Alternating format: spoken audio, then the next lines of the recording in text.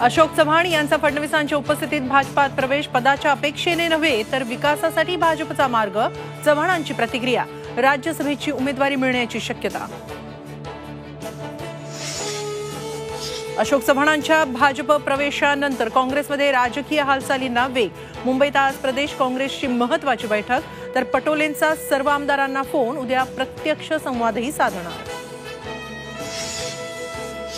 महाविकास आघाडीच्या वज्रमूठ सभा राज्यभरात होणार. पवार आणि काँग्रेस नेत्यांच्या बैठकीत निर्णय. राज्यभरात ताकदीने उभे राहण्याचा मवियाचा संकल्प.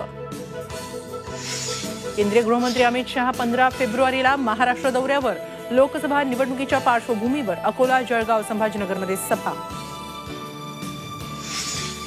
जरांगे पाटलांच्या उपोषणाचा आज 4था दिवस. सरकारनं 20 फेब्रुवारीला बोलावलं विशेष अधिवेशन. मराठा आरक्षणावर कायदा पारित करण्याची शक्यता.